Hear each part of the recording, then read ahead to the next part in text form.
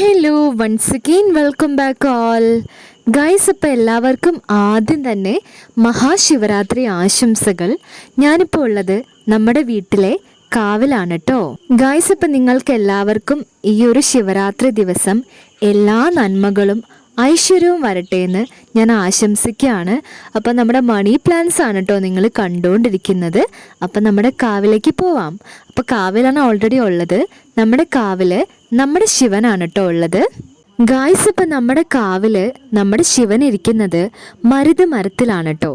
മരുത് മരത്തിൻ്റെ തൊട്ടു മുമ്പിൽ കാണുന്നത് നമ്മുടെ മാവാണ്. അതുപോലെ ഇഷ്ടം പോലെ മണി പ്ലാന്റ്സും കൂടി ഉണ്ട് കേട്ടോ. പിന്നെ ഒരുപാട് ടൈപ്പ് ഓഫ് ട്രീസ് ഉണ്ട്.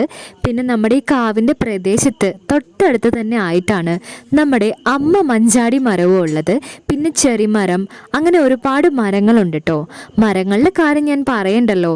എന്തുകൊണ്ടും മനുഷ്യന് ഉപകാരം മാത്രമാണ് നമ്മുടെ മരം ചെയ്യുള്ളൂ. ഒരിക്കലും ഒരു മനുഷ്യനെയും നമ്മുടെ മരങ്ങൾ ഉപദ്രവിക്കുകയില്ല.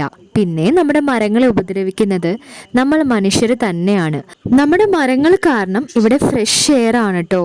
മാത്രമല്ല എത്ര ചൂടുണ്ടെങ്കിലും നല്ല കൂളായിട്ടുള്ള എയർ ആണ്. അപ്പം നമ്മളിവിടെ വന്ന് നിന്നാൽ തന്നെ നമ്മൾ മൊത്തത്തിൽ റിലാക്സ്ഡ് ആവും. പിന്നെ നമ്മുടെ ശിവൻ്റെ പ്രസൻസും എല്ലാം കൂടി ആകുമ്പം നല്ല പോസിറ്റീവ് വൈബാണ് കേട്ടോ. പോസിറ്റീവ് എനർജി മാത്രമാണ് നമുക്ക് ഇവിടുന്ന് കിട്ടുക.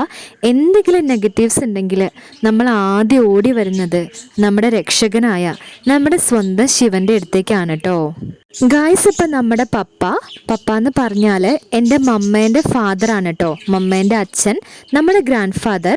നമ്മൾ പപ്പ എന്നാണ് വിളിക്കുന്നത്. പപ്പ ഇപ്പം നമ്മുടെ കൂടെ ഇല്ല.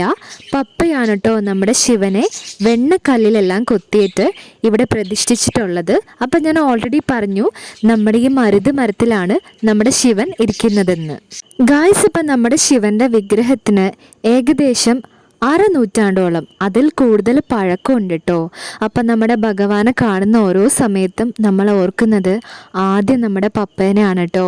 അത്ര ഭംഗിയിലാണ് നമ്മുടെ പപ്പ ശിവനെ കൊത്തി ഇവിടെ വെച്ചിട്ടുള്ളത്. അതുപോലെ തന്നെ നമ്മൾ എന്തൊരു കാര്യം നമ്മുടെ ശിവനോട് പ്രാർത്ഥിച്ചിട്ടുണ്ടെങ്കിലും നമുക്കത് സാധിച്ചു തന്നിട്ടേ ഉള്ളൂ.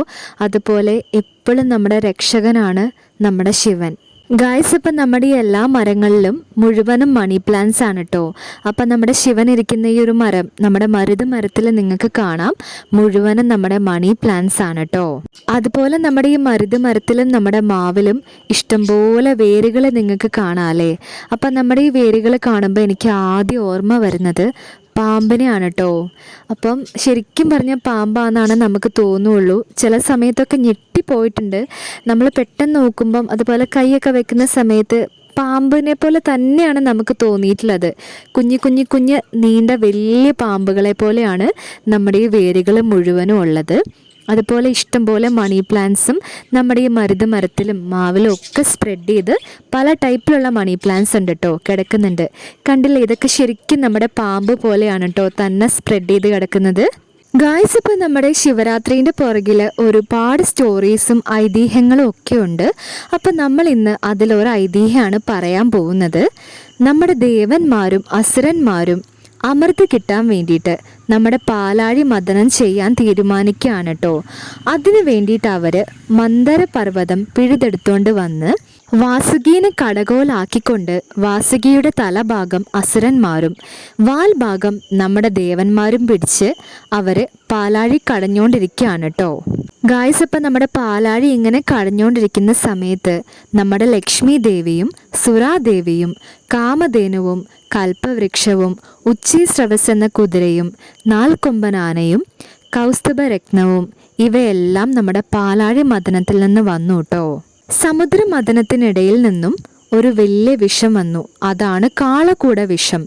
നമ്മുടെ ബ്രഹ്മാവിൻ്റെ പ്രാർത്ഥന അനുസരിച്ച് നമ്മുടെ ഭഗവാൻ ശ്രീ പരമേശ്വരൻ ആ വിഷം തൻ്റെ കണ്ടത്തിലാക്കി. അങ്ങനെയാണ് നീലകണ്ഠനായത്. അന്നാണ് നമ്മുടെ മഹാശിവരാത്രി ഉണ്ടായത്. ഇതൊരു ഐതിഹ്യമാണ് കേട്ടോ.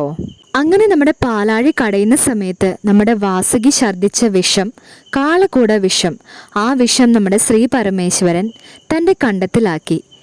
അത് ഇറക്കാൻ നമ്മുടെ പാർവതി സമ്മതിച്ചില്ല. അത് പുറത്തേക്ക് കളയാൻ നമ്മുടെ മഹാവിഷ്ണുവും സമ്മതിച്ചില്ല. അങ്ങനെ ഭഗവാൻ അത് കണ്ടത്തിലൊതുക്കി. ആ ഒരു രാത്രി മുഴുവനും നമ്മുടെ എല്ലാ ദേവന്മാരും ഭഗവാന് വേണ്ടി പ്രാർത്ഥിച്ചു.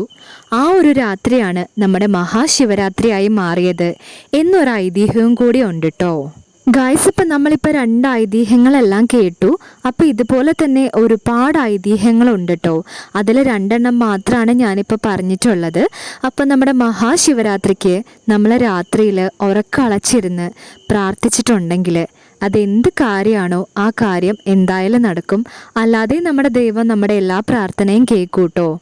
അപ്പോൾ ഈ കാളകൂട വിഷം നിങ്ങൾക്ക് അറിയാമായിരിക്കും.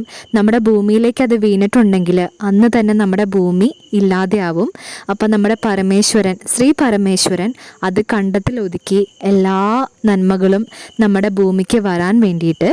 അങ്ങനെ ഞാൻ നമ്മുടെ ശിവൻ്റെ അടുത്ത് നിൽക്കുന്ന സമയത്താണ് കേട്ടോ നമ്മുടെ സുന്ദരം വന്നിട്ടുള്ളത്.